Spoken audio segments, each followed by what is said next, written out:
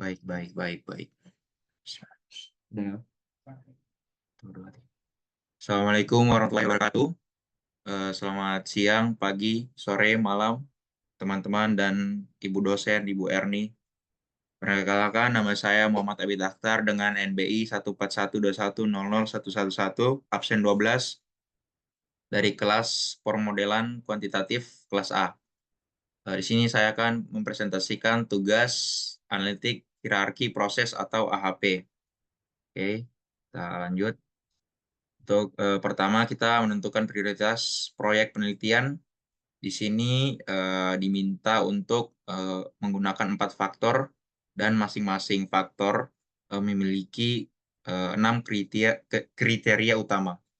Dimulai dari faktor yang pertama yaitu lingkungan.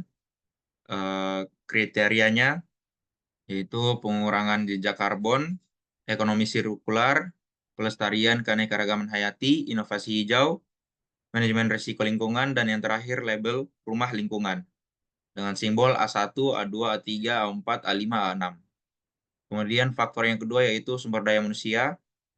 Kriteria utamanya yaitu pelatihan, penghargaan, jam kerja yang nyaman, pemimpin yang adil, hubungan yang baik, dan yang terakhir kepercayaan terhadap karyawan. Simbolnya yaitu B, B1, B2, B3, B4, B5, sampai B6. Kemudian faktor yang ketiga yaitu inovasi dengan kriteria utama yaitu teknologi baru, produk baru, peningkatan layanan, ide baru, perkembangan layanan, kerjasama antara pihak.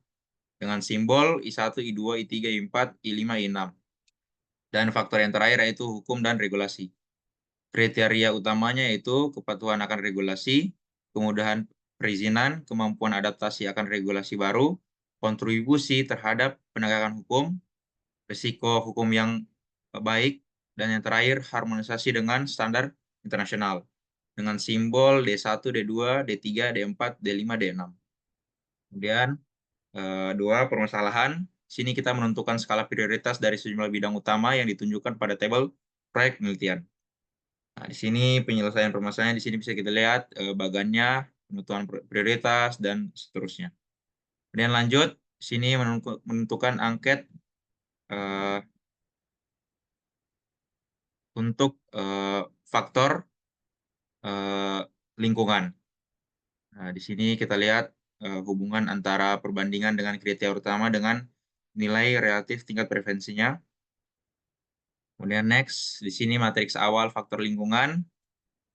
Di sini nilai total kolomnya, hubungan antara keduanya itu A1 ada 2,28, A2 ada 21,33, A3 18,5, A4 26, A5 16, dan A6 10,75. Di sini perhitungan dan peringkat TPV untuk faktor lingkungan. Di sini ditemukan peringkat 1, TPV-nya itu ada A1, kemudian peringkat 2 A6, peringkat 3 A2, peringkat 4 A3, peringkat 5 A5, peringkat 6 A5. Nah, kemudian lanjut untuk angket faktor sumber daya manusia. Sini hubungan antara perbandingan dengan kriteria utama dan nilai relatif tingkat preferensi. Lanjut, sini ada matriks awal faktor SDM dengan nilai total kolom B1 itu 1,95, B2 20, B3 14,75, B4 25,17, B5 16,14, B6 28. Kemudian lanjut perhitungan dan peringkat TPV untuk faktor SDM. Di sini peringkat 1 yaitu B1 dengan rata-rata 0,34. Kemudian peringkat 2 ada B4 dengan rata-rata TPV 0,18. Dan peringkat 3 ada B6 dengan rata-rata TPV 0,13. Peringkat 4 ada B2 dengan rata-rata 0,13. Kemudian peringkat 5 ada B5 rata-ratanya 0,12, dan yang terakhir peringkat 6 yaitu B3 dengan rata-rata 0,10. Lanjut, untuk angket untuk faktor inovasi, sini bisa dilihat perbandingan dengan kriteria utama dan nilai relatif tingkat preferensi. Lanjut, matriks awal faktor inovasinya, I1 itu nilai total kolomnya 3,2, I2 14,5, I3 29,13, I4 23,17, I5 28, dan I6 33. Lanjut ke perhitungan dan peringkat TPV untuk faktor inovasi. Di sini peringkat saat TPV-nya yang pertama itu ada I6 dengan rata-ratanya 0,25. Kemudian peringkat 2 ada I4 dengan rata-rata 0,20.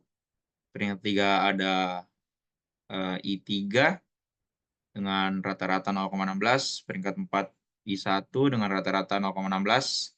Peringkat 5 ada I2 dengan rata-rata 0,15. Dan peringkat terakhir atau 6 yaitu I5 dengan rata-rata 0,08. Lanjut, yang terakhir, faktor yang terakhir yaitu hukum dan regulasi.